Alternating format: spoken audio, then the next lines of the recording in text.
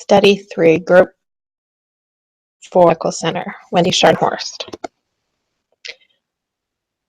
Overview. Rio Grande Medical Center is a full-service, not-for-profit acute care hospital with a 100,000 square foot section of the hospital is devoted to outpatient services.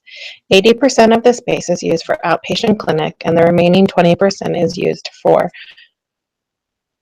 the dialysis center. The outpatient clinic has outgrown its current space and needs an additional 25% space to accommodate the growth. The decision was made to move the dialysis center so the outpatient clinic can expand to the full 1,000 square feet. Campus facility was built for the dialysis center, and the new forecasted cost allocation with the new facility reflects the loss for the department. Find an alternative allocation method that can be beneficial for both the outpatient clinic and the dialysis center.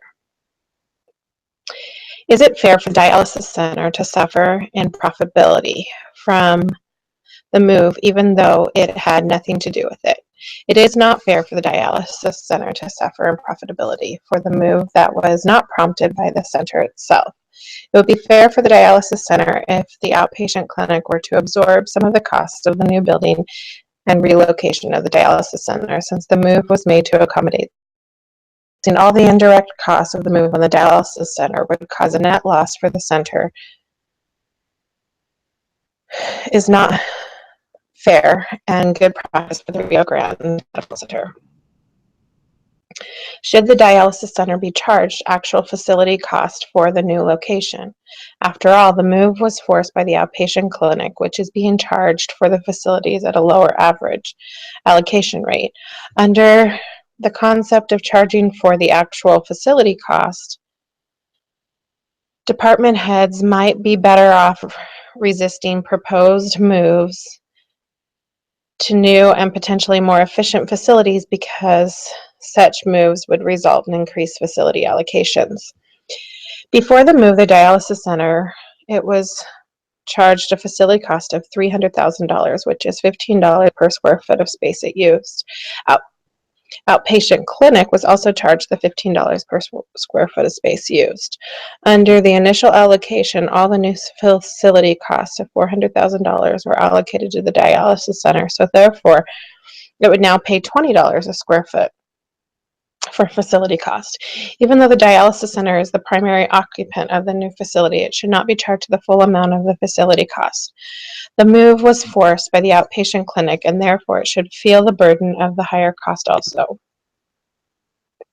Even if the true cost concept were applied to the dialysis center, is the $400,000 annual allocation amount correct?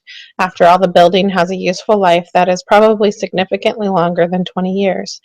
The life of the loan used to determine the allocation amount, if the true cost concept is applied, what would be the allocation in the 21st year after the mortgage had been paid off?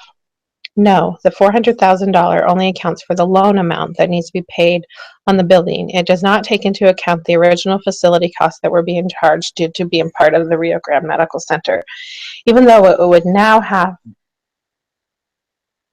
a separate building, the dialysis center is still in essence a part of the medical center, and therefore is entitled to the same allocated facility costs as the other departments.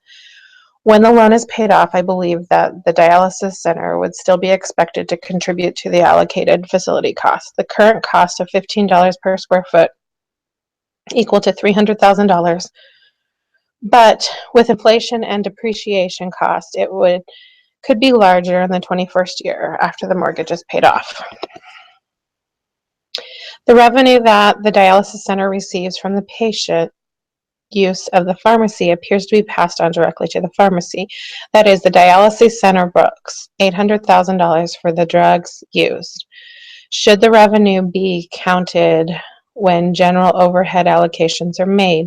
To make his point, John discovered that the pharmacy used for dialysis actually cost the pharmacy $400,000. So the pharmacy makes a profit of $400,000 on the drugs that are actually sold by the dialysis center.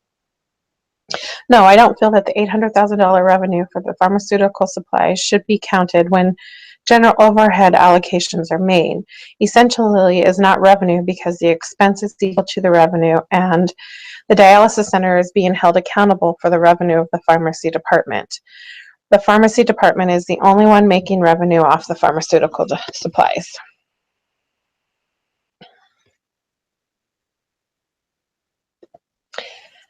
The alternative that I would suggest is that